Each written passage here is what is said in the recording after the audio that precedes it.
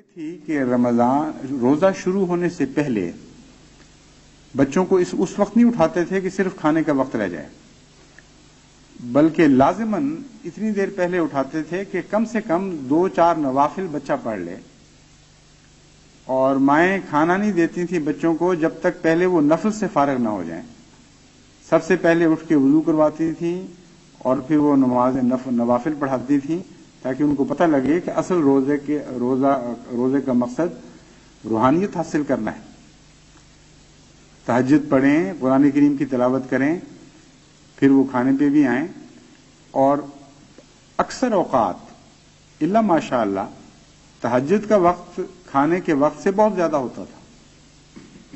کھانا تو آخری 10-15 منٹ میں بڑی تیزی سے بچے کھا کے فارغ ہو جاتے تھے، اور تہجد کے لیے ان کو آدھا گھنٹہ پون گھنٹہ اتنا ضرور مہیا کر دیا جاتا تھا۔ اب جن گھروں میں بچوں کو روزہ رکھنے کی ترغیب بھی دی جاتی ہے، ان کو اس سلیقے کے ساتھ نہیں روزہ رکھایا جاتا کہ جو زیادہ اہم چیز ہے اس کی طرف متوجہ ہوں، بلکہ آخری منٹوں میں جب کھانے کا وقت ہے ان کو کہہ دیا جاتا ہے کہ آؤ روزہ رکھ لو، اور اسی کو کافی سمجھا جاتا ہے۔ اس لیے درست ہے کہ اسلام توازن کا مذہب ہے، میانہ روی کا مذہب ہے، لیکن میانہ روی کا مذہب ہے، کم روی کا مذہب تو نہیں۔ میانہ روی اختیار کرو، جہاں خدا نے فرض قرار دیا ہے وہاں اس کو فرض سمجھو، جہاں فرض نہیں قرار دیا وہاں اس رخصت سے خدا کی خاطر استفادہ کرو۔ یہ نیکی ہے، اس کا نام میانہ روی ہے۔ اس لیے جماعت کو اپنے روزے کے معیار کی طرف بھی توجہ کرنی چاہیے، اور روزے کے روزہ رکھوانے کی طرف بھی توجہ کرنی چاہیے، اور روزے کا معیار بڑھانے کی طرف بھی توجہ کرنی چاہیے۔ معیار میں ایک تو صبح کی تہجد کی نماز ہے، دوسرے روزے کے دوران کے آداب ہیں۔ روزے کے دوران لڑائی جھگڑا، تیز گفتگو، ناجائز حرکات، یہ ساری چیزیں بے معنی اور لغو ہو جاتی ہیں مومن کے لیے، اور یہ ایک تربیت کا دور ہے۔ جس شخص کو 1 مہینہ یہ تربیت ملتی ہے کہ اس نے اپنی زبان پر قابو رکھنا ہے، وہ اس سے توقع یہ کی جاتی ہے کہ وہ مہینہ گزرنے کے بعد بھی زبان پہ قابو ہی رکھے گا۔ یہ مراد تو نہیں ہے کہ مہینہ کا انتظار ہو رہا ہے، مہینہ ختم ہو تو پھر میں گالیاں شروع کروں۔ جس کو 1 مہینہ ذکر الہی کی عادت پڑ جائے، جس کی زبان تر ہو اللہ کی محبت اور پیار سے، جس کا دل بھرا ہو اللہ کے ذکر سے، 1 مہینے کے بعد اس سے یہ توقع رکھنا کہ وہ واپس اپنی پرانی گندی عادتوں کی طرف لوٹ جائے گا، یہ ایک بالکل لغو اور بے معنی توقع ہے۔ اگر لوٹتا ہے تو پھر وہ روزے کو سمجھا ہی نہیں، اس نے روزے سے فائدہ نہیں اٹھایا۔ یہ تو ایسا ہی ہے جیسے 1 مہینہ کسی کو اچھی غذا کھلائی جائے اور وہ انتظار کر رہا ہو کہ مہینہ ختم ہو تو پھر میں دوبارہ گند کھانا شروع کروں، اور مہینہ ختم ہوتے ہی کہے کہ بہت اچھا، شکر ہے اب موقع آ گیا، اچھی غذائیں جائیں جہنم میں، اب میں گندگی شروع کرتا ہوں۔ تو روزہ تو باقی 11 مہینوں کی بھی ضمانت دینے کے لیے آتا ہے، باقی 11 مہینوں کے بھی آداب سکھانے کے لیے آتا ہے، لیکن اس مہینے میں آداب سکھائے جائیں تو باقی 11 مہینے ان آداب کا اثر پڑے نا۔ اگر صرف بھوک کا نام روزہ ہے تو پھر تو انسان روزے کی اکثر نیکیوں سے محروم رہ جائے گا، اکثر فوائد سے محروم رہ جائے گا۔ اس لیے اپنے گھروں کو بقیہ دن جتنے بھی باقی ہیں ان کو آداب کی فیکٹریاں بنا دو، اسلامی آداب، اسلامی اخلاق، جو کمزوریاں عام حالات میں بچوں میں پائی جاتی ہیں ان کو دور کرنے کی طرف متوجہ ہو، اور روزے کا واسطہ دے کر حضرت صلی اللہ علیہ وآلہ وسلم کے ارشادات بتا کے بچوں کو سمجھاؤ کہ تم پہلے ذرا زبان میں ایسی بات بے احتیاطی کر لیا کرتے تھے، اب روزہ آ گیا ہے، اب بالکل نہیں کرنی۔ اور اسی طرح دیگر امور میں بھی تلاوت کی عادت ڈالنا، ذکر الہی کی عادت ڈالنا، دعاؤں کی عادت ڈالنا، حسن سلوک کی عادت ڈالنا، حقوق کی ادائیگی کی عادت ڈالنا، زبان کو جھوٹ سے کلیتاً پاک کرنے کی عادت ڈالنا، صاف اور سچی بات کی عادت ڈالنا، قول سدید کی عادت ڈالنا، یہ سارے مواقع ہیں روزے کے لیے۔ عموماً یہ دیکھا گیا ہے کہ مائیں اپنے بچوں پر یہ رحم کرتی ہیں کہ ان کی ابھی عمر نہیں آئی اس لیے روزہ نہ رکھنے دیا جائے، اور بعض دفعہ بچے بلکہ زیادہ شوق دکھاتے ہیں اور مائیں زبردستی روکتی ہیں۔ یہ درست ہے کہ بچوں پر روزے فرض نہیں، مگر بچپن سے ہی جب سے نمازیں شروع کرتے ہیں بچے، اگر ان کو روزے کے آداب نہ بتائے جائیں، ان کو روزے کے نمونے نہ دیے جائیں، یعنی ان کو روزے کی عادت نہ ڈالی جائے تھوڑی تھوڑی، تو ان کے اندر جب وہ بالغ ہوتے ہیں تو پھر روزے کی اہمیت باقی نہیں رہتی۔ ہمیں تو یاد ہے قادیان کے زمانے میں جب خدا کے فضل سے روزے کا معیار بہت بلند تھا اور سوائے مجبوری کے کوئی احمدی روزہ نہیں چھوڑتا تھا۔ حضرت مسیح موعود علیہ الصلوۃ والسلام کی تربیت تھی، صحابہ زندہ تھے، اولین تابعین زندہ تھے جنہوں نے صحابہ سے تربیت حاصل کی تھی،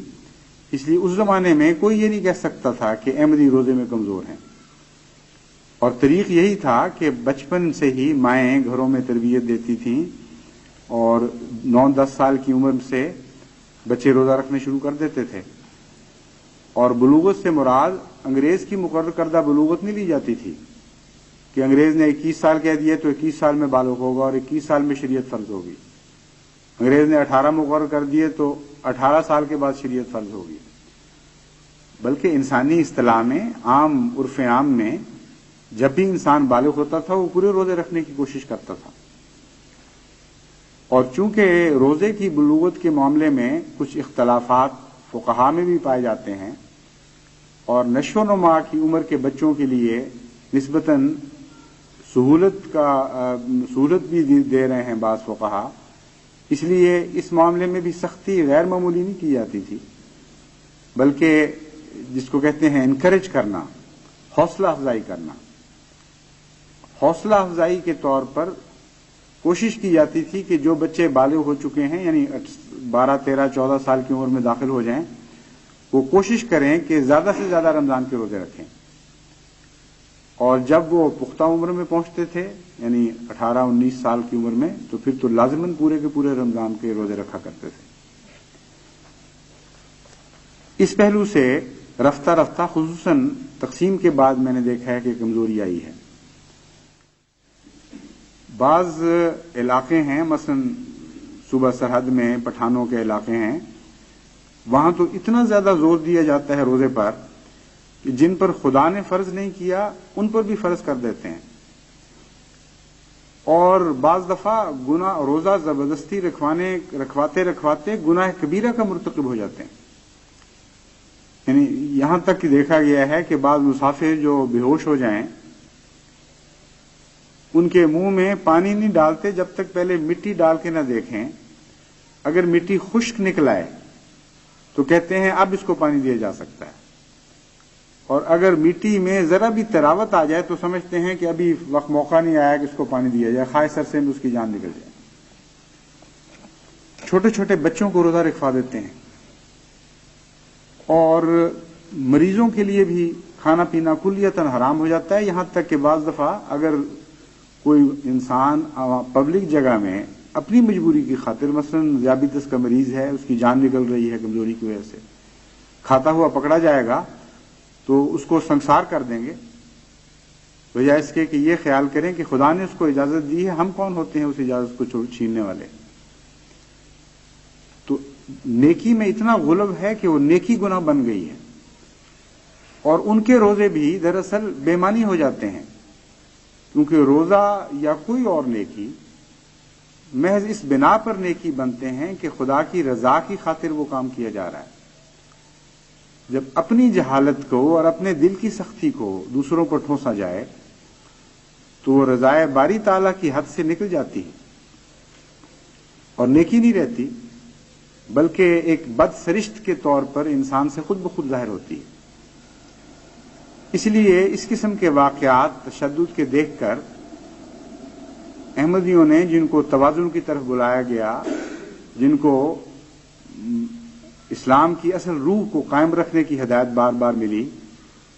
ان کو رد عمل پیدا ہوا، اور رد عمل مگر نہایت ہی غلط پیدا ہوا۔ بجائے اس کے کہ توازن پر قائم رہتے وہ دوسری طرف نکل گئے اور روزے میں حد سے زیادہ نرمی شروع ہو گئی۔ حالانکہ جیسا کہ میں نے بیان کیا ہے، یہ بہت ہی اہم عبادت ہے، اور کھانے پینے کے معاملے میں اپنے نفس کو سختی سے بچا لینا